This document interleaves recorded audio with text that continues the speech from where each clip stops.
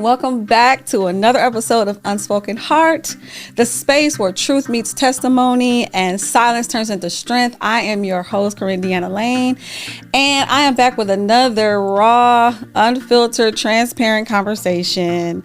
I'm super excited about this episode because I just feel like it's just really near and dear to the heart of just ministers, the heart of pastors, worship leaders. I want you guys to really lean into this conversation because I really feel like it's going to just really enlighten you, change your heart, your mindset about just what it is that we do on a daily basis. We be in the trenches, and it's just important for you to really take heart to what our conversation is about today. I have my friend Keli Lewis is here today. First of all, I love this woman so much. I've been following her ministry ever since we met at an event years ago. We were connected ever since. It was divine. It really was just really odd. Because I'm not even that type of person. I typically be and then never see you again somewhere, or just run into you somewhere. But I just feel like we literally genuinely connected. You know what I mean? We're just we kept in contact. We stayed. You know what I mean? I love this woman, and I'm so excited for you to be able to just speak your heart, tell your testimony. You have a ton of wisdom, just concerning just being in ministry. You know what I mean? For one, your family's in ministry. So I'm excited to really jump into your story and for you to get to tell your testimony. But before we do that, I kind of want you just to introduce yourself, kind of tell everybody who you are, what you got going on, your accolades. She be dropping all this stuff on the social medias. I've got what is it? I've got a song out here. I've got a song placed here. Listen to my song on this here episode, and I'll be well, dang. I mean, you know what? Tell the people who you are, Keli. Jeez. Hi, guys. I am Keli Lewis. So grateful to be here. Thank y'all for having me again. Yeah. It's always wonderful to be invited, but it's something else to be invited back. Yeah. And we had such an amazing time last time, just being together and just sharing. I know so many people who were blessed by what we did last time. Same. And we had such a great time. So thank y'all again for this invitation to come back and share and worship. I can't even speak to all of the things. It's just, but what I will say is that the Lord has been so faithful to me. Yeah. Some of the things that you'll see me posting are not even things that I could even drum up. That it just things that happened. They were God things that happened again and again. And to be honest with you, nothing that you see that I have done, especially those TV things, are new. Those are things that I recorded 4 and 5 years ago. Wow. Okay. 4 and 5 years ago that are being used 5 years later. Got you. Yep. So I recorded most of that stuff. Nothing new, nothing in the last, literally from 4 years ago. Okay. If not further. And the same music supervisor for all of the shows. Okay. And so very cool. I just met this guy on happenstance. Didn't know him, was invited to come to a studio and record, went there. A man comes out. He's I guess he heard me recording. He said, who are you? I was my name is Keli Lewis. He was would you be willing to come back tomorrow and record again? I was yeah. I came back the next day. I think I recorded 7 songs the next day. Wow. And I just continued to come back and record. At the time, those songs were going to be used for Greenleaf season 4. Okay. And they did use a couple of the songs for Greenleaf season 4. And then I didn't know this, but he was the music supervisor at the time for that show. And then he got the job working for the Shy. So he ended up being he wasn't the music supervisor, but he was the producer. Okay. And he worked closely with the music supervisor for the Shy and also BMF. Wow. I think I did some demos for Raising Cain and Like it was just same people. Yeah. Same people. They liked what I did for Greenleaf, and they kept saying, "Call that girl, Keli Lewis." Keli Lewis. Yeah. It be God stuff, because I Yeah. promise you, one thing I know, I never proclaim or profess to be the best singer, the best any of those things. Never. But I'm gonna go in there. I'm gonna do what you asked me to do. I'm gonna do my absolute best to deliver how you want it delivered, and I'm grateful that they continue to call. To this day, the checks just come in the mail. Wow. That's amazing. Give me the loot. That's the seed harvest. That's a word. I'm grateful. I'm so I can't explain it, but God is so faithful. Yeah. So it's a lot going on. I just came back from Japan. Wow. Yes, I saw you post. Yep. Oh my God. So amazing. How long were you there? We were there for 4 days. Okay. What a wonderful time. Wow. To be able to see people honoring God differently. Then they have such a different kind of appreciation for Jesus, and they were singing in English. Okay. Even though they spoke to us in Japanese, they were singing in English. And they out the gate, their hands were lifted. I don't care what song we were singing. They knew all the words. They're Kurt Carr fans, like down in their core. That is wonderful. And so they were so grateful to have him there and have the Kurt Carr singers there. They were. It was just an amazing time. Wow. What a wonderful, what a blessing to be there and experience that. And yeah, that is dope. Yes, well, that's just a smidget of what you just run down to you. Happy to be in your presence. Oh no, this is. I'll explain later how you blessed me. Oh, I will never forget the day we met. Aw. Mm-hmm. Okay. Mm-hmm. Let's get into. Okay, I want to jump in to your story. Your story. You've shared with me your story, and it blessed me. I related, to it, just cause my own personal journey, and I was just like, yo, like it's just an on time thing, I believe, and so I want to kind of start where you knew something was off, you know what I mean, or something. Like you just knew, like, yo, something's off here. I would say back in, let's see, if I had to, maybe October, November of 2022. Okay. I was like, something was always off before then, but I was really feeling like this isn't getting better. Okay. And then I end up going to the doctor in February of 23. This was just a month shy of my live recording. I was actually, I recorded live in March of 2023. Okay. And so I went to the doctor at the top of February of 23. And they said, they did all of the tests. We're going to give you your results. They said it would take 2 weeks. It took 3 days. They called me back immediately. And she said words I never expected to hear across the line. You're diabetic. I was like, what now? I guess because all I had known was that my grandmother was type 1, had been all my life. Okay. Never, I saw her stick before every meal, twice, 3 times a day, whatever it was. But she made it look so easy. I never saw her sick. I never saw her in a hospital bed. She didn't have limbs amputated. All of the things that I was experiencing were not things that I saw from her, who, according to what they say, her diabetes was worse than mine. She had type 1. Okay. I had type 2. Okay. And so I was shocked by this diagnosis. And although they were saying that these things are wrong, it wasn't registering what they were actually saying to me, that I needed to make changes. Yeah. And I was not ready to make those changes. I heard you, but my mind still was willing to do what it wanted. My heart was willing to do what it wanted.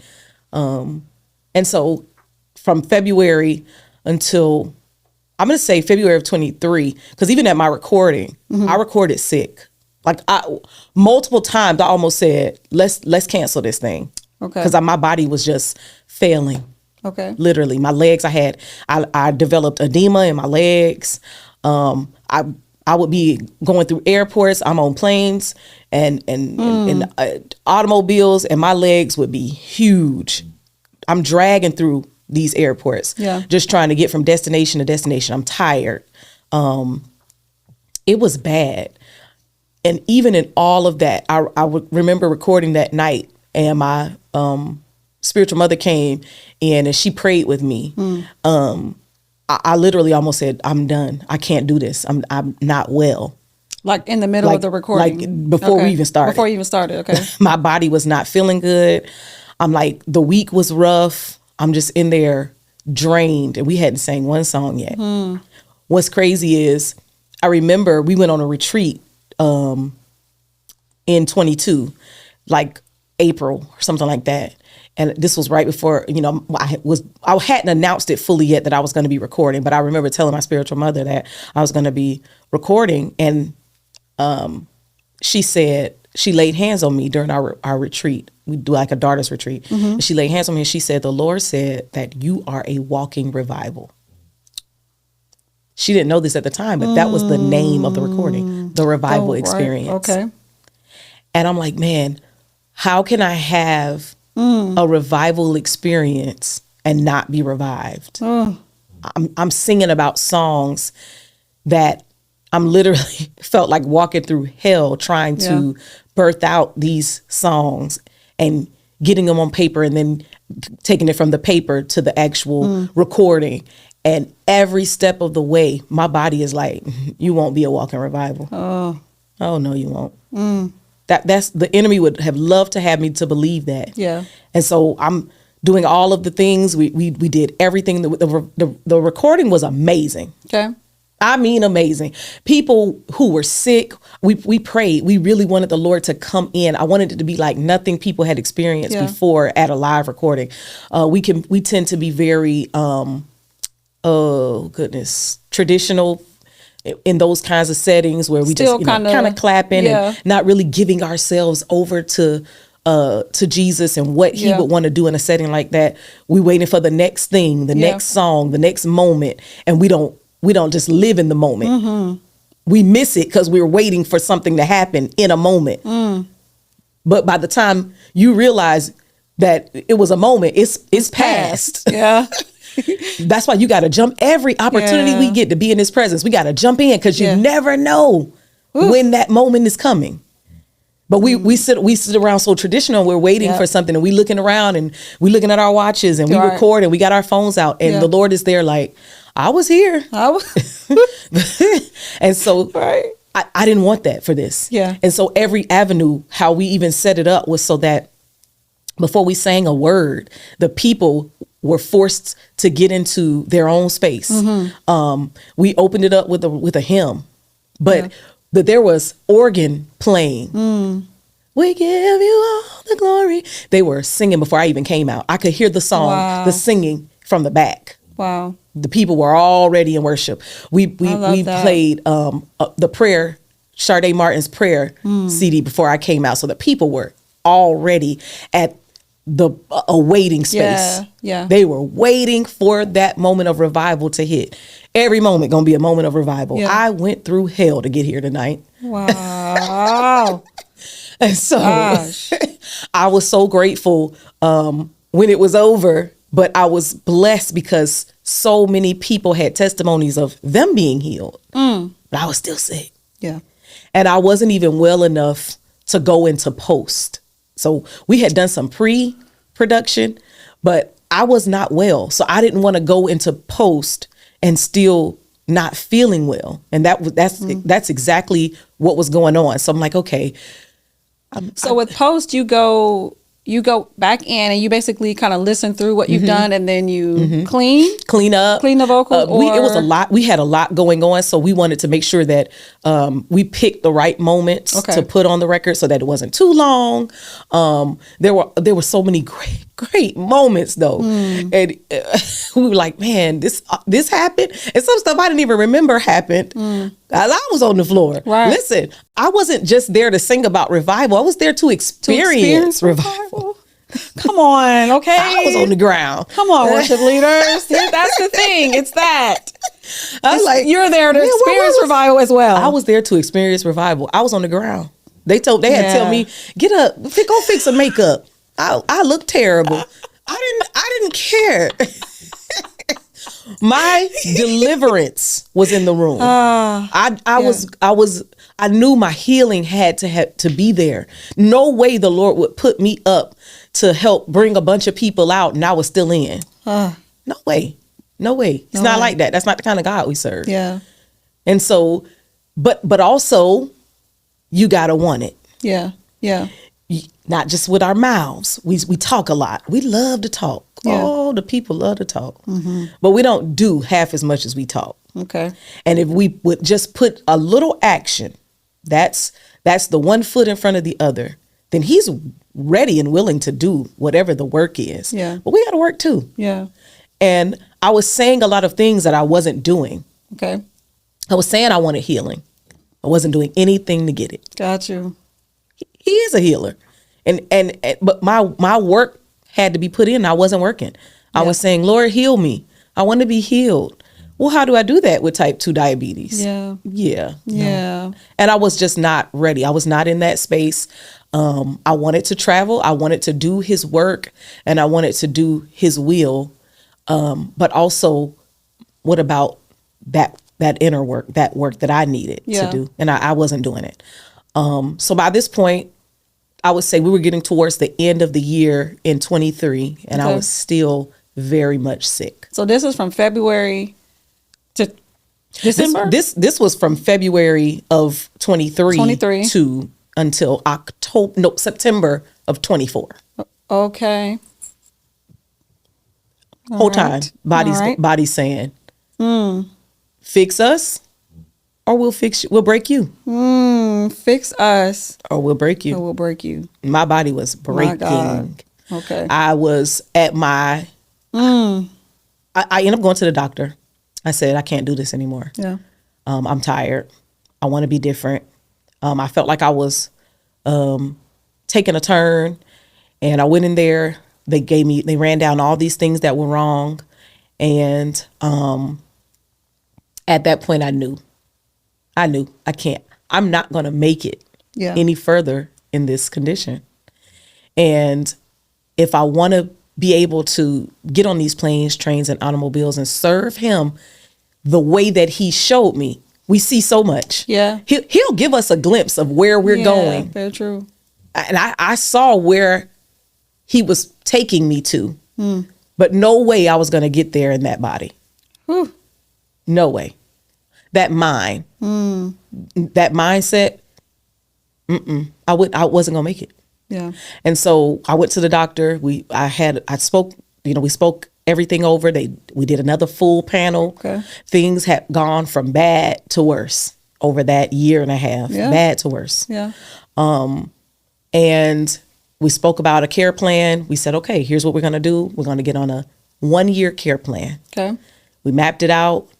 And by this time, my mind had caught up with my heart. Okay. The weight was going to come off, but not if this didn't change. Okay. And so I realized right before I went to the doctor, I got a problem with self-control. And it was bad. You could catch me any night opening up snacks. And the thing that's crazy is I'm opening them up to keep it a secret from my husband, who really doesn't care. He's asleep. Right. But I'm over here in the corner trying to open these snacks up quietly. And I'm like, ma'am, you are a 40 plus year old woman. Yeah. Why are you sneaking snacks? I'm out of control. Something in my life has led me to believe that this is a behavior that's acceptable. And I knew it was wrong. Right. I knew it was wrong. I'm like, I'm out of control. But if I'm out of control with these snacks, what other area of my life is also out of control? So it's like you realizing something is reflecting. You're acting that out somewhere, and why? And where? Because if I'm noticing it, You know how most of the time we the last person to notice. Right. Other people done seen it. Yeah. They might not say nothing, but they definitely notice before you do. Yeah. I had that moment, that aha, something is wrong with me, and it is my self-control. Gosh. It's my self-control. I'm not, Lord, before we even get to the weight, to the food, to the, change my mind. Change my mind. I trade my will, my way, and my control for yours. Yeah. Because it's not going to work if I'm still trying to steer the ship. Yeah. And at this point, I definitely was steering the ship in the wrong direction. Yeah. Clearly. I was 200 and at the high, I think at the top 217, 218, somewhere in there. But even though that's what the scale was saying, I felt so much bigger. When I go back and I look at even my photos, I'm like, man, this is crazy. Wow. Help my self-control. I put my wheel down. And we do this. We do this in church as singers, worship leaders, preachers, pastors. We have the skill down. Yeah. We have all those things down. We know how to preach. Yep. We know how to sing. We know how to move people. Yep. We know how to maneuver in atmospheres. Yeah. But when we walk off those platforms, we can't control what we're putting in our mouths. Yep. We can't control our mouths. We're saying and doing anything. Where are we at in terms of our health, mental health? Yeah. Because it's not just a food thing. It's a mind thing. Yeah. Somewhere your mental health is lacking. Yep. And these are my experiences. I understand we won't all have the same, but my mental health was lacking. Yeah. We always laugh. In my room, I have blackout curtains. I love a blackout curtain. Okay, maybe I love me a blackout curtain. But it was a mask. I can go into those rooms and I can close those curtains, and I can hide from me. I can hide from that sun. Yeah. I can hide from having to be outside and facing what's really going on the inside. Yeah. I close those curtains. I would want it to be pitch black. And we do it. We do it week in and week out. As saints, we're struggling. Yeah. We're struggling with our health. And the thing is, we struggle quietly. Absolutely. We struggle quietly. We don't want people. I didn't want anybody to know. Yeah, because there's a shame attached to it. Like even just speaking from my situation personally, when I got sick, I was ashamed that I was sick. You know what I'm saying? Like it's almost like you didn't want to face anyone, say it out loud, because it's like, yo, you're on this stage and you're calling. You know what I'm saying? Right. I'm like, how can I speak about healing? You know, I'm cussing the devil out. Come you know on, what I'm saying? About people falling out, crap, Absolutely. and I'm like, but I can't call them out in my own life. You know, it's like, what's wrong with me? Am I faking this? Like, am I faking this? I had that moment with the Lord. I'm like, Lord, am I faking this? Because I'm sick. You know what I mean? And I'm like, something's off here. That's how it feels. Yeah. Am I being authentic? Is this really? Because me, I'm gonna always just be who I am. Right. I don't have the church lingo. I don't have I'm just Keli from Latonia. I am. That's how I witness. Yeah. That's just who I am. Yeah. It's how the Lord has given it to me to draw people, is just by being who I am. Yeah. I don't have, some people had a church voice. Yeah. I don't have a church voice. I just like my regular talking voice. And you get it if you know, you just get it. Yeah. So I don't know how to go out there and be anything other than who I am. But then there was a point where I'm like, is this real? Am I being for real? Like, am I singing about healing? And then is it that I don't believe that he can? Oh my God. Is that why he's not healing me? It's that. Because why are you not healing me? I said that I wanted it. I believe. Yeah, I do believe. Yes. But help my unbelief. Help my unbelief. That's Help the thing. the pieces and the parts of me that struggle when nobody's watching. That is the thing. That is a thing. That is a thing. Oh God, let's just stay there. Hold on a second. Help my unbelief. It's that. And I feel like even in the unbelief areas is where the enemy tries to really make you believe that you don't believe at all. Absolutely. You know what I mean? Because it's Absolutely. like, it's almost like this tug of war. You're like, no, wait, I do believe. I believe. Like, Lord, I wouldn't even be talking to you if I didn't believe. Like, it's like this I believe weird. you. Oh my gosh. I believed you for that. Yeah. But now this seems big. Yeah. And can I believe you for this? Like, and I seen you do it for other people. Yes. I saw you. I know that you can do that. Yeah. I know you can do it. But for me, and then also, I think we struggle with being worthy of having all that he said that we could have. By his stripes, we're healed. Yeah. What does that really mean? That means that I don't have to be this way. And there is a healing that belongs to me. Yeah. That's mine because he went there with me on his mind. Yeah. Yeah. He knew me before he formed me. Yeah. It's mine. So it's not him. Yeah. It's me. It's me. He already knew this was where we would Yeah. Yeah. be. He wants this for me. Yeah. But now I got to want it for me. Yeah. And so what does that mean? That means I got to watch what's coming and going into my mouth. Yes, indeed. What I'm eating. We were laughing earlier. I told you, they said that the first thing that the nutritionist said was anything that's white ain't right. It ain't right. I was like, Said, what do you mean? No, hold on. What that mean? Chips. What that mean? Rice, noodles, cauliflower. Like, That's what they said. Bread. Can I eat the brown kind? tortillas. What about the brown kind? Could I? Right. Oh no. Wow. And so all I heard was a bunch of can'ts. Yeah. And it scared me. Yeah. I can't do this and I can't do that.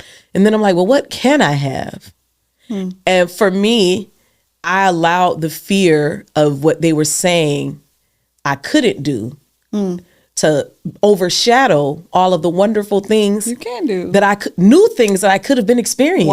Wow. Things I had never given a shot in times past. I remember always being like, oh, I hate yogurt. Well, there was an alternative. It didn't have to be the thing that I hated. But let's give it a try and see if there are, if there's anything that we can put in its place so that I didn't have to live in that space of I hate this and I don't like that and I don't want to eat this and I don't want to do da. It was a bunch of excuses to stay on the wrong track. And That's good. yeah, we do that. I did that. I made a bunch of excuses to be able to stay in the space that I knew was killing me. Not just hurting me, it was killing me. Yeah. And would I rather forsake all that he showed me and die unfulfilled, having not fulfilled purpose because I was afraid to make a decision that might better my life? Wow. All of this potential that he's put in us and all of these wonderful things and places that he wants to take us to, we're willing to forsake all of that just because we're afraid to do something differently. I didn't want that to be how my story ended. Yeah. I didn't want my grandchildren to have the story that my children had. My mother died young to me. My mother was 63 years old. Yeah. My children didn't have her for as long as I wish that they would have had her. Yeah. And she had several strokes. Yeah. At the end of her life, she had like a form of dementia. They call it aphasia, where she couldn't remember even her children and different things. Very young. Yeah. And that didn't have to be my story Yeah. if I was willing to just embrace something that was unfamiliar. Man. And so I made the decision in September of 24 that I was going to do something different.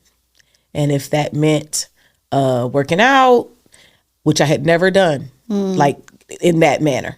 Yeah. Like, I played, worked out. Yeah. Right. I played. But then I'm like, I got to take this for real. I got to take this seriously. And I thank and praise God. Let me put a pin and a pause. I thank and praise God for a husband, Man, who would love me enough, number one, to never judge where I was at. Yeah. Said I was beautiful through the whole thing. Even when I didn't feel beautiful, his words were never anything that would hurt or cut me or try to lower or dim my light or my self-esteem. Always built me up. And when I was ready to make that change, he came right along with me. When I went out there to walk, he went out there with me. Shout out to my man of 20 years. We celebrated 20 years of marriage, June 18th. Congratulations. That 2-0. 2-0, baby. I thank and praise God. He was an encourager. Yeah. When I said I was going to, now he was struggling out there with me because, I'm out there. I'm like, again today? Yes, every day we going out here. But he supports and has supported me even in the worst of times. Yeah. Was driving me to those doctor's appointments and hearing all of those hard things that they were saying and still encouraging me. You can do it, blah, blah, blah, blah. So I appreciate God for Pastor Jared Lewis. That's my man. Yeah. Remember it. But it was tough for people who don't have that. I think about that. I think about people who don't have that support, who are out there just winging it and trying to make it. I said, for me, I want to be somebody who helps other people with those goals, who helps others who are like, I want to do this and I want to do that physically, mentally, even. Because the weight is going to come off. Yeah. The weight will fall. But if your mind is the same, it'll be back. Return. It'll be back. Yeah. It'll be back. Yeah. And so I learned to love all of the things that I thought I hated. And I embraced them. And they have begun to better my life. They put me on GLP-1. Okay. I will always be an advocate. That's not a secret. Yeah. But I work with the GLP-1. Okay. And I absolutely do my due diligence. I eat what I'm supposed to eat. Yeah. At this time, I am proud to say that I have lost 60 pounds since October the 7th. And what they said was going to take 1 year took 5 months. I am officially out of diabetic range. Girl. A1C was Praise a 10.1 God. in October of 24. Today, my A1C is a 5.2. Wow. So I am no longer considered diabetic. I had never seen diabetes reversed, ever. Right. Because, I mean, you said just even being in your family, you watched it. Had never seen it reversed. Wow. It's reversed. It's reversed. Period. It's reversed. And so I don't accept, even, because we love to blame the enemy for so many things, and he's blamable. Yeah. But not for this one. This was me. This was me and my bad decisions, my poor choices over the years of not being willing to take care of me. Yeah. I thought I was doing the right thing by taking care of God's house, but I'm no use to him if I don't take care of me. Wow. The house he gave me. And so I'm committed to taking care of my house. Yeah. This is the house. Ooh, that's good. So it's been a journey. Ooh, that's good. Yeah. Take care of your house. Yeah. In order for you to even be out there. You can't take care of his house if you don't take care of your own. Right. You're no good for anyone else if you're not well. Yeah. And so that's where I am. I would love to be on the journey and help others who want to be well. Yeah. Want to be well. Yeah. And it's for the kingdom. Yeah. It's for the kingdom. Yeah. But it was for me too. It's for you. Yeah. Because you are a part of the kingdom. Yeah. So, and I feel like that's the area where I think when you're in ministry, I think a lot of times we lose sight of that part because we're so committed and so called to, fulfill the will of God for our lives that we feel like, well, Lord, if I'm out here fulfilling the will, all things are incorporated, correct? Absolutely. You know what I'm saying? Me, them, you know what I'm saying? My children, my husband, my family. Like you're thinking about it in a all consuming way. Absolutely.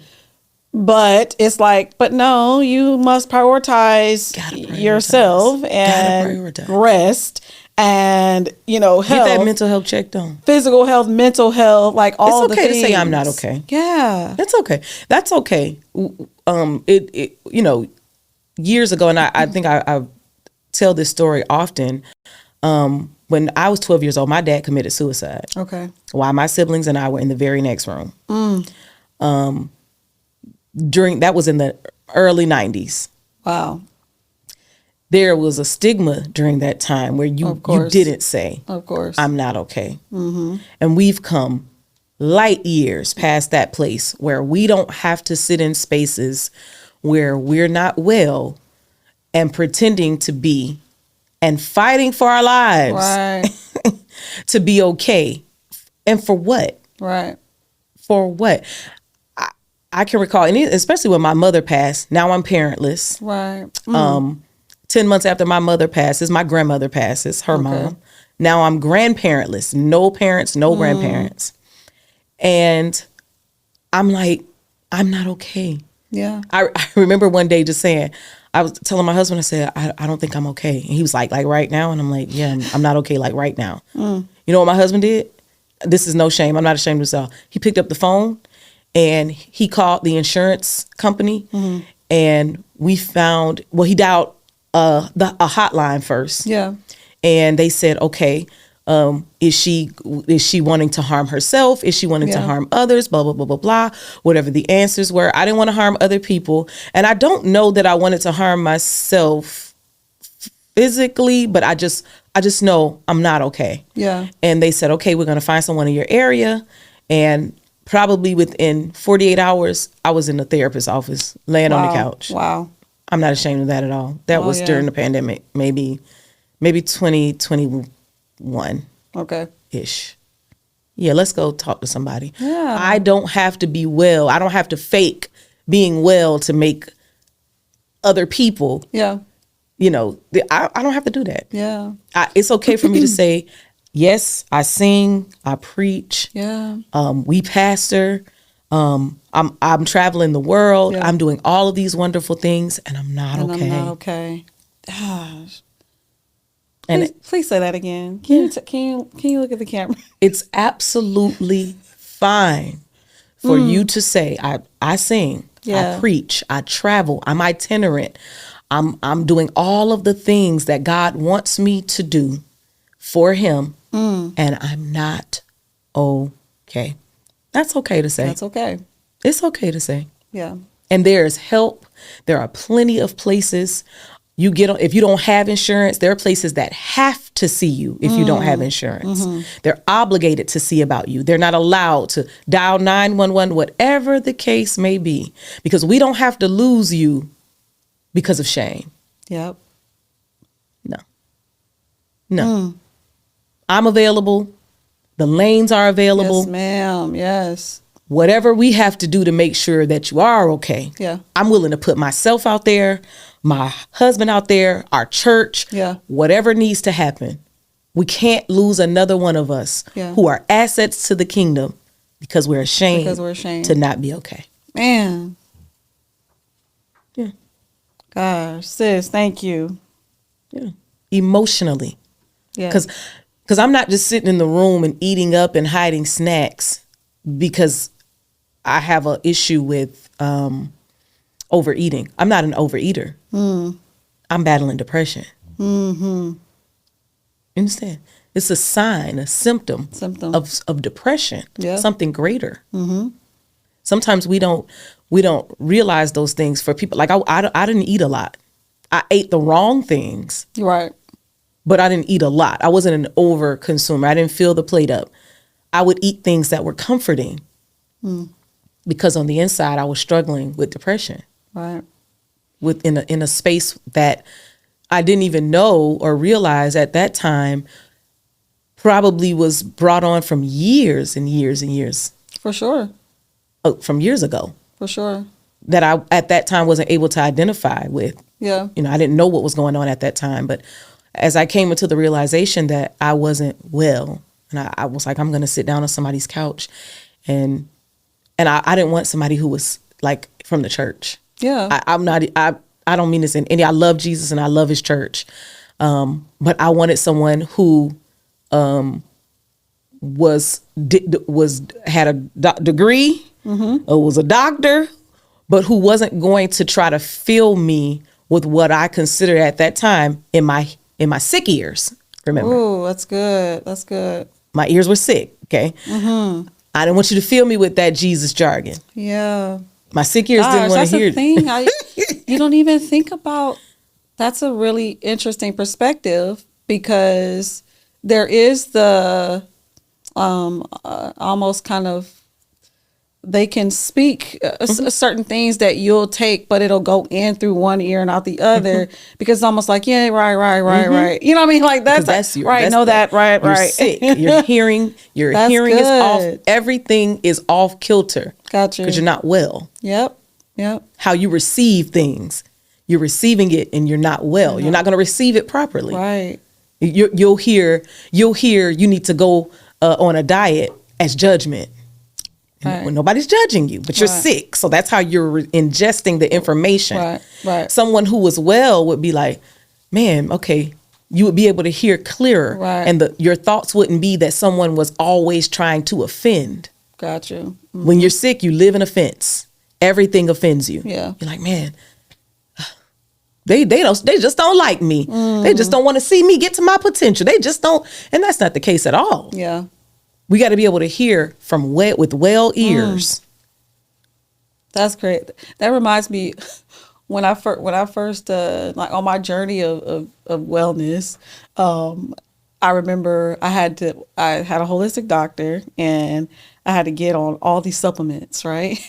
Absolutely. And I was sitting in front of like all these different supplements, and I remember just crying out. You know, I'm just crying my eyes out, and my husband's like, "What's going on? Like, what is wrong?" You know, and I'm like, "I gotta take all of these pills," and he was like, "But they're herbs and vitamins. They're not pharmaceutical drugs." Come on, and I was like, "Oh," but it almost felt like a clear, you know what I'm saying? Like this jolt of like, girl. Absolutely. Snap out of it. Like, what do you... Could have been another way. This is what, you know what I mean? Like, this could have been a floor full of high blood pressure. Like, yeah, all the pills. Hello. You know what I mean? Hello. I'm like, been there and done all of that. You know what I mean? But it's like, it takes, like you said, even like not hearing it from the, you know what I mean? Like, he literally, I'm grateful the fact that I honor him and respect him and can receive from him, and, you know, all those things. Absolutely. Because it could have not been that. I could have been like, That's you right. don't know what you're saying. You That's know? right. That's but, right. you know, he's like, girl. Voice of reason. Listen. You know what I'm saying? It's like, oh, right. But it was getting my mind together to align to that. Absolutely. Because that's a thing. And then once that's well, everything won't sound like harm. Yeah. It'll sound like healing. Like, oh, the supplements are to help me heal. Right. Okay. I get it now. And that's where I was at. Yeah. So I thank and praise God for the journey. And it's a journey. My personality is like, I'm super emphatic. Like if I say no, it's no. Yeah.